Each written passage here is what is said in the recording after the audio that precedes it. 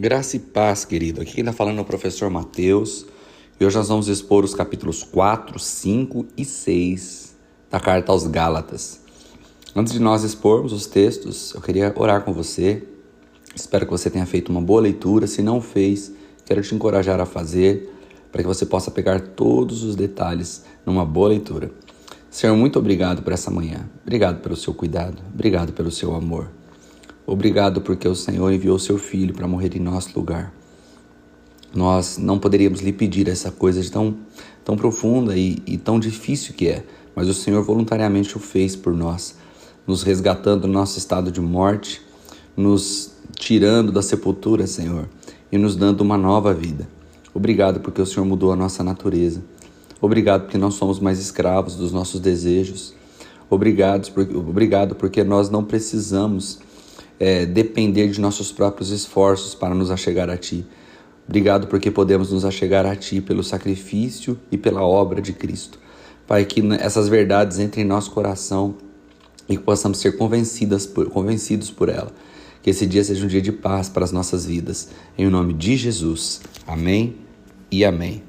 Queridos, hoje começamos pelo capítulo 4 da carta aos Gálatas. E aqui ele continua fazendo a comparação que ele está fazendo a respeito da lei e da graça. Lembra que no 3 ele vai estar dizendo que a lei foi um tutor que conduziu o homem à humanidade até que chegasse a plenitude do tempo onde o homem pudesse conhecer a graça. Lembra que a lei tinha um efeito duplo. A lei tinha um efeito negativo, que era mostrar o quão maus somos e quão incapazes somos, para que então em nós surtisse o desejo e entendimento de que precisávamos de um Salvador, porque éramos incapazes de obedecer à lei por completo. E sendo assim, seríamos sempre escravos, sempre reprovaríamos diante desse professor exigente. Esse era o primeiro efeito da lei. O segundo efeito da lei era também um efeito de regulamentação para causar o mínimo de civilidade possível. Essas leis foram realmente leis incríveis, leis que trouxeram orientação para toda uma nação, regulamentação para muitas coisas. Então a lei tinha esse duplo efeito, segurar na mão do homem até que ele pudesse conhecer a graça. Por quê? Porque a lei ela trabalhava exteriormente, ela dizia não pode fazer isso, não pode fazer aquilo, mas ela não trabalhava no desejo de fazer a coisa. Então mais ou menos assim, a lei é aquela plaquinha na grama dizendo não pise, mas ela não consegue impedir o desejo de pisar. A lei é a palavra dizendo não adultere, mas a lei não tira o desejo de adulterar. A lei é a voz dizendo não faça, mas não é a transformação de coração para não fazer. Então a graça é diferente da lei por isso, porque a graça ela atua dentro do homem, fazendo-nos mortificar os desejos e nos dando condição de não pisar na grama, mesmo que ali não esteja escrito nada, porque dentro do nosso coração nós somos transformados e moldados para fazer a vontade do Senhor. No capítulo 4 ele começa já falando a mesma coisa, que se tiver um filho que ele for herdeiro, mas ele for menor de idade, ele estará sob um tutor e ele será como um escravo, porque embora sendo herdeiro, ele não terá acesso à herança, porque quem administrará a herança é o tutor. E ele está fazendo essa comparação por dois motivos. Primeiro, para reforçar a ilustração do capítulo anterior, de que a lei foi um tutor até que tivéssemos a maturidade, e aqui a maturidade é colocada como a maturidade do tempo, ou seja, quando nós conhecêssemos a graça, então deixávamos de viver como escravo. Mas aqui também tem um outro significado embutido nisso. É que os Gálatas, sendo filhos e herdeiros, estavam vivendo como escravos, porque estavam se colocando debaixo do tutor. E eles se colocando debaixo desse tutor, mesmo sendo filhos, isso traria dois entendimentos. Ou que eles ainda não tinham tido a compreensão de que eles eram filhos, ou que, entendendo que eram filhos, estavam se submetendo outra vez à escravidão. E ele vai enfatizar que agora o Senhor tinha colocado o espírito do filho dele no nosso coração, no coração dos Gálatas, porque eles eram filhos e tinham que ter o entendimento que também eram herdeiros. A partir do verso 8, Paulo expressa uma grande preocupação com os Gálatas, por eles estarem voltando aos rudimentos da lei, ele vai dizer no verso 9, vocês estão observando dias especiais, meses, ocasiões especiais e anos especiais. Ou seja, vocês estão olhando para a lei de Israel e vocês estão começando a organizar a vida de vocês baseado nesse calendário, procurando agradar a Deus através disso, e assim vocês se tornam escravos. Ele vai dizer no verso 11, temo que os meus esforços por vocês tenham sido inúteis. Eu suplico, irmãos, que não se tornem que se tornem como eu, pois eu me tornei como vocês, e em nada vocês me ofenderam. Como sabem, foi por causa de uma doença, e Paulo vai dizer que passou para lá por eles porque tinha uma doença, e eles não desprezaram Paulo por causa dessa doença. Pelo contrário, trataram Paulo como ao próprio Cristo. Ele está dizendo, cadê aquele... De onde foi embora essa referência que eu deixei para vocês? Por que vocês estão aceitando que outras pessoas sejam referência na vida de vocês e vocês desprezem tudo aquilo que eu ensinei para vocês? E aí, a partir do verso 21... ele usa mais uma ilustração para explicar da diferença entre a lei e a graça. E aqui ele vai falar sobre Sara e Agar, sobre as duas mulheres que deram à luz a filhos de Abraão. Ele vai dizer assim que Agar, ela era escrava, ela representa a lei. Por quê? Porque ela concebeu um filho de forma natural. Ela tinha idade para gerar. O ventre dela estava próprio para gerar. Então Abraão teve uma relação com Agar e nasceu Ismael. E ele vai dizer esse filho nasceu de forma natural, estava tudo bem, estava tudo funcionando direitinho, mas Sara não podia gerar, Sara era estéril. Mas o filho foi gerado depois de 80 anos de idade, pela graça e pela intervenção de Deus. Ou seja, Isaac é o milagre e Ismael é natural. Ele está dizendo, a lei é natural, foi escrita para dar aos homens uma chance de viver melhor, mas ainda assim os homens foram incapazes de viver. Mas essa é uma lei concebida naturalmente. Agora, a graça é sobrenatural, ela não opera pelas vias da lei. A lei opera pelos nossos sentidos. A gente olha, a gente raciocina, e a gente pensa, e no final das contas a gente desobedece por conta da nossa fraqueza e a nossa incapacidade. Mas a graça atua em nossos corações, ela atua transformando a nossa natureza. Paulo vai dizer por diversas vezes que não importa a circuncisão nem a incircuncisão, o que importa é ser uma nova criação, porque a graça opera transformando a nossa natureza. Gosto de dar um exemplo da graça e o que a graça faz com a gente e o que a lei faz com a gente. Imagina o seguinte, você pega um porquinho, aí o porquinho está todo sujo. Aí você lava o porquinho, você limpa o porquinho, você põe uma cerquinha em volta do porquinho, você leva o porquinho para viver dentro da casa, e aí você está lá com o seu porquinho vivendo como um animalzinho de estimação. De repente a porta da casa fica aberta, o porquinho dá uma olhadinha para a lama do lado de fora e ele corre e ele pula na lama, porque a natureza dele ainda é natureza de porco. É isso que a lei fez com o homem. Ela cerceou, limpou, deixou ali arrumadinho, mas ela não mudou a natureza do homem. O homem continuou sendo pecador. E nós não somos pecadores porque pecamos. Pecamos porque somos pecadores. Um outro bom exemplo para usar para te explicar isso é um leão. O leão, quando nasce, ninguém fica esperando para saber se ele vai se tornar carnívoro em algum momento ou não. Vamos ver se esse leão vai comer carne ou vai comer vegetal. Não, embora ele nasça, ele está ali mamando, e todo mundo sabe que quando a natureza dele se manifestar, quando ele tiver condições de expressar o seu instinto, ele comerá carne, porque ele nasceu carnívoro. Assim é o ser humano nasce pecador e só é necessário que haja tempo para que o pecado seja manifesto na vida dele. Então a lei, ela pode limpar, ela pode cercear, mas ela não muda a natureza. Mas a graça, mais ou menos como se a graça pegasse esse porquinho, colocasse ele dentro de uma máquina e mudasse ele para ovelha.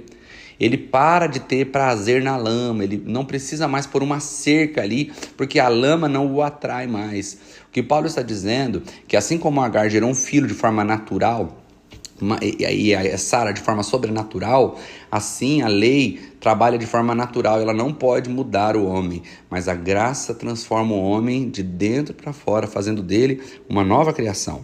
No 5, ele vai trabalhar um pouco a liberdade cristã de novo, vai falar para eles sobre eles não voltarem para a lei. Inclusive no verso 4, vou ler o 3 e o 4, ele vai dizer de novo, declara todo homem que se deixa circuncidar, que ele está obrigado a cumprir toda a lei.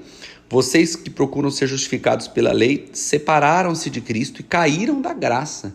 Olha o que ele está dizendo, que as pessoas que abandonam a graça de Deus, que deixam de acreditar na ação interior de Cristo em suas vidas, e elas passam a tentar se justificar, tentando pagar por algo que é impagável, elas estão caindo da graça, elas estão abandonando Cristo. Olha que coisa dura. Pessoas que ficam tentando criar regras para tentar agradar a Deus através de regras exteriores e não confiam no que Jesus fez. E aí, eu quero já pular lá para baixo, porque é o seguinte, ele vai falar que ele só era perseguido porque ele pregava a graça, porque se ele pregasse a circuncisão, ninguém ia perseguir, mostrando que a perseguição do apóstolo Paulo estava justamente com os judeus, que não queriam que a cruz fosse suficiente, mas que ainda eles precisavam se circuncidar. Ele fala, se eu quisesse parar de ser perseguido, era só eu pregar. Era só eu pregar a lei e estava tudo bem. Mas se eu prego a lei, eu já não prego mais a cruz, porque a cruz pressupõe que a lei é insuficiente. No verso 16, ele vai trabalhar a vida no Espírito. E é um imperativo, ele vai dizer, por isso digo, vivam pelo Espírito, e de modo nenhum satisfarão os desejos da carne. Ele está dizendo o seguinte, eu estou falando para vocês aqui sobre vocês não obedecerem, não irem atrás da lei, não tentarem se justificar pela lei. E aí alguns leitores poderiam entender, então é vida fácil, meu amigo, não preciso fazer nada, a graça já me lavou, já me purificou, a graça já me transformou, então eu não preciso mais me preocupar, é só eu viver na minha vida de pecado aqui e que tá tudo bem, a graça sempre vai passando, limpando os meus erros. E aí ele faz questão de dizer que não, que nós sim devemos viver uma vida de santidade e pureza, mas essa vida de santidade e pureza não é uma busca exterior por obediência a regras, mas é uma vida interior de submissão ao Espírito que habita dentro de nós. Então não sou eu que estou lendo, não faça, eu estou me submetendo à impulsão do Espírito dentro de mim que diz não quero fazer, porque o Espírito mudou o meu coração e eu agora me submeto à minha nova natureza. E ele vai dizer que o Espírito ele vai ter uma guerra constante contra a carne, essa natureza carnal, essa natureza pecaminosa, de alguma maneira ela ainda tenta ter influência sobre nós, porque nós seremos libertos completamente da presença do pecado só quando Jesus voltar. Quando Jesus nos salvou, fomos livres da condenação do pecado. Depois nós vamos trabalhando dia após dia, Deus vai nos livrando do poder do pecado. A cada dia que vencemos o pecado, a cada dia que nos submetemos à nossa natureza, vamos abafando o poder do pecado sobre as nossas vidas. Mas um dia Jesus nos dará um corpo glorificado e seremos libertos da presença do pecado. Não precisaremos mais lutar porque ele não estará mais presente, mas por enquanto o pecado ainda está presente. Então isso gera uma guerra interior dentro de nós e temos que lutar contra a carne. É isso que o apóstolo Paulo está falando. E ele vai dizer que as obras da carne já são conhecidas. Ele faz uma lista de pecados que são derivados da nossa carne. Mas ele diz, o fruto do Espírito é amor, alegria, paz, paciência, amabilidade, bondade, fidelidade, mansidão e domínio próprio. Ele vai estar dizendo que contra essas coisas não há lei. E o que é importante frisar? Que é um fruto só. Ou seja, você não pode dizer, eu tenho amor, mas eu não tenho alegria. Eu tenho paz, mas não tenho paciência. Não. Você tem o fruto, e o fruto tem todas essas características, e você precisa se apropriar pela fé de que Cristo habitando dentro de você, ele tem liberdade total para frutificar, lembrando que isso não é fruto seu, é fruto do Espírito que habita dentro de você. Então quando você se submete à sua nova natureza, naturalmente essas coisas serão vistas em você. O capítulo 6, ele vai continuar tratando a questão do pecado, está mostrando que na graça ainda há tratamento de pecado, mas o tratamento do pecado na graça não tem a ver com submissão e sujeição a regras humanas, mas com a compreensão de que somos uma nova criatura, e como nova criatura temos novos hábitos, como nova criatura temos novos desejos, e quando nós cedemos aos desejos da nossa antiga natureza, nós também deixamos de nos submeter a o que a graça fez conosco, porque a graça que salva é também a graça que nos livra do poder do pecado. Então é a graça do começo ao fim, não é graça que perdoa o tempo todo e não nos transforma. Isso não faz sentido nenhum. Isso sim seria chamado de graça barata, que é a graça que perdoa, mas não liberta. Então a graça do Senhor nos liberta do poder do pecado, tanto que Paulo começa o capítulo 6 tratando a questão do pecado. Ele vai dizer, irmão, se alguém for surpreendido em algum pecado, vocês que são espirituais deverão restaurá-lo com mansidão. Cuide-se, porém, para para que cada um de vocês também não seja tentado, mostrando que a presença do pecado ainda nos levará a tentações.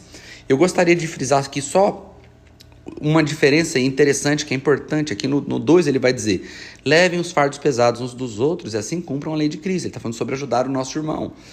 Mas no verso 5 ele vai dizer: pois cada um deverá levar a própria carga. Você lendo esses textos, você pode achar que há uma contradição aqui do apóstolo Paulo, dizendo que no 2 que nós devemos levar os fardos pesados uns dos outros para cumprir a lei de Cristo e não a lei de Moisés, e no 5 ele vai dizer que cada um levará a sua própria carga, como se cada um fosse responsável somente por si mesmo. Mas a diferença entre o 2 e o 5 é que no 2 existe a palavra pesados. Nós precisamos ajudar os nossos irmãos naquilo que eles estão tentando carregar e não conseguem. Estão se esforçando e não podem. Nós somos chamados para andar em comunidade, pegando um no braço do outro e ajudando o outro naquilo que o outro não está conseguindo fazer. Mas o 5 está dizendo é que cada um precisa entender que a carga é sua, que embora alguém possa te ajudar, se você parar, se você desistir, se você desanimar, você estará desanimando com sua própria carga e a responsabilidade será somente sua. Não podemos transferir a nossa responsabilidade para o nosso irmão. E aí o verso 6 ele fala sobre ser ajudado, qual é o nosso comportamento a ser ajudado por alguém. Ele está dizendo: aquele que está sendo instruído na palavra, partilhe todas as coisas boas com aquele que o instrui. Falando sobre o cuidado que temos que ter com os nossos pastores, ajudando-os financeiramente, porque eles estão nos instruindo na palavra de Deus. E aí ele vai falar sobre aquele que planta, vai falar sobre aquele que colhe, e ele está falando justamente dentro do contexto de abençoar aqueles que partilham a palavra conosco. E aí depois ele vai falar, a partir do verso 11, que a nova criação substitui a circuncisão, porque a circuncisão é exterior, como eu já havia dito, mas a nova criação é uma transformação interior. Verso 14 ele vai dizer: quanto a mim, que eu jamais me glorie, a não ser na cruz do nosso Senhor Jesus Cristo, por meio da qual o mundo foi crucificado para mim e eu para o mundo.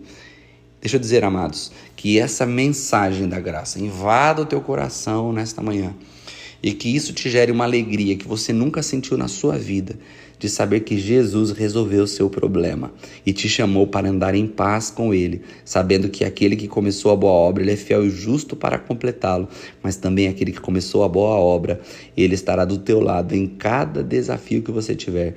Não precisa confiar no seu próprio esforço, não precisa confiar em uma lista de regras. Confie na nova natureza que o Senhor Jesus gerou em você e confie nele para que você consiga viver uma vida segundo a vontade dele. Se você não estiver conseguindo, se estiver pesado demais, lembre-se que existe uma comunidade de fé da qual você pode pedir socorro, que os irmãos sim pegarão na sua mão e te ajudarão a continuar caminhando. Que Deus te abençoe e que você tenha um lindo dia.